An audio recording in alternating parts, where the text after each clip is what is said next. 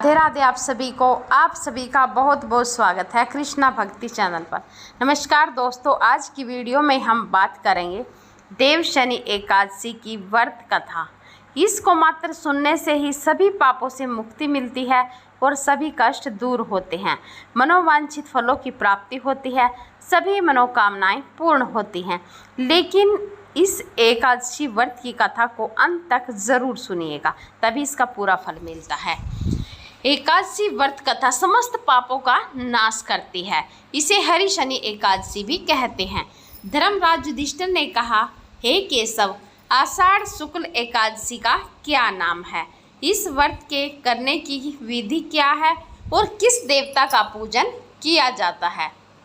श्री कृष्ण जी कहने लगे कि हे युधिष्ठिर, जिस कथा को ब्रह्मा जी ने नारद जी से कहा था वही मैं तुमसे कहता हूँ। एक समय नारद जी ने ब्रह्मा जी से यही प्रश्न किया था। तब ब्रह्मा जी ने उत्तर दिया कि हे नारद, तुमने कलयुगी जीवों के उद्धार के लिए बहुत उत्तम प्रश्न किया है, क्योंकि देव शनि एकादशी का व्रत सब व्रतों में उत्तम है। इस व्रत से समस्त पाप नष्ट हो जाते हैं। जो मनुष्य इस व्रत को नहीं करते वे नरकगामी होते हैं। हरि शनि एकादशी भी इस व्रत को कहते हैं। इस व्रत के करने से भगवान विष्णु प्रसन्न होते हैं। इस एकादशी का नाम पद्मा एकादशी भी है। अब मैं तुमसे एक पौराणिक कथा कहता हूँ, तुम ध्यान से मन लगाकर सुनना। सूर्य वंश में माधाता नाम का एक चक्रवर्ती राजा हुआ, जो सत्यवादी और महान प्रतापी था। वह अपनी प्रजा का पुत्र की भांति पालन किया करता था। उसकी सारी प्रजा धन धान्य से भरपूर और सुखी थी। उसके राज्य में कभी अकाल नहीं पड़ता था। एक समय उस राजा के राज्य में 3 वर्ष तक वर्षा नहीं हुई और अकाल पड़ गया। प्रजा अन्न की कमी के कारण अत्यंत दुखी हो गई। अन्न के न होने से राज्य में यज्ञ आदि भी बंद हो गए। एक दिन प्रजा राजा के पास जाकर कहने लगी कि हे राजा, सारी प्रजा त्राही त्राही पुकार रही है, क्योंकि समस्त विश्व की सृष्टि का कारण वर्षा है। वर्षा के अभाव से अकाल पड़ गया है और अकाल से प्रजा मर रही है। इसलिए हे राजन, कोई ऐसा उपाय बताओ जिससे प्रजा का कष्ट दूर हो। राजा माधाता कहने लगे कि आप लोग ठीक कह रहे हैं। वर्षा से ही अन्न उत्पन्न होता है और आप लोग वर्षा न होने से अत्यंत दुखी हो गए हैं। मैं आप लोगों के दुख को समझता हूँ।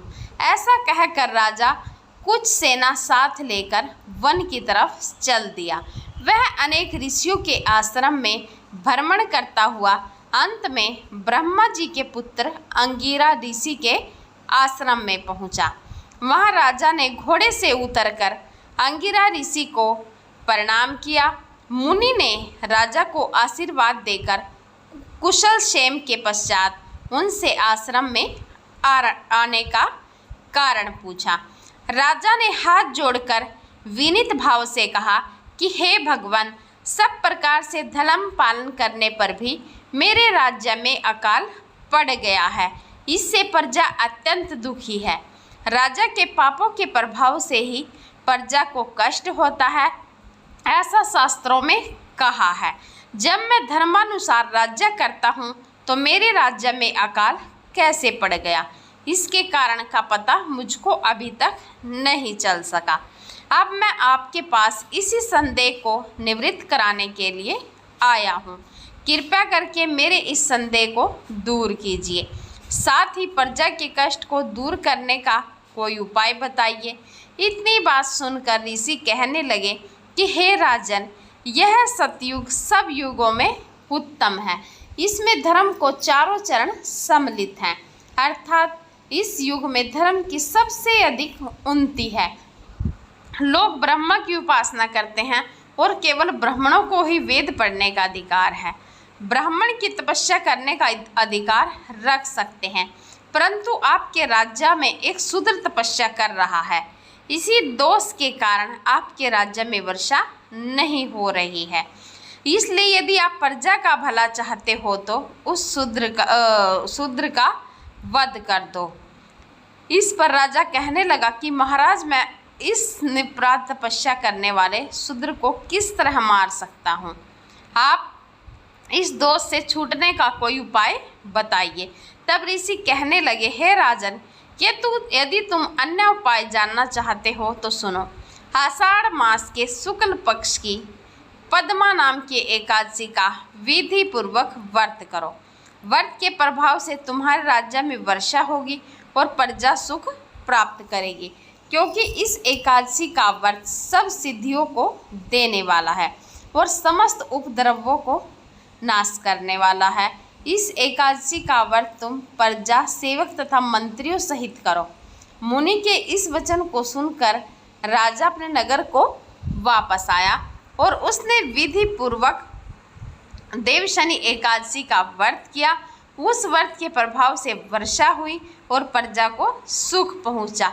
इस मास की एकादशी का व्रत सब मनुष्यों को करना चाहिए। यह व्रत इस लोक में भोग और परलोक में मुक्ति को देने वाला है। इस कथा को पढ़ने और सुनने से मनुष्य के समस्त पाप नष्ट हो जाते हैं और वह अंत में वैकुंठ धाम को प्राप्त होता है। जय श्री कृष्णा, राधे राधे आप सभी को। आज की वीडियो यहीं पर समाप्त होती है। वीडियो अच्छी लगी हो तो प्लीज़ एक लाइक ज़रूर कर दीजिएगा।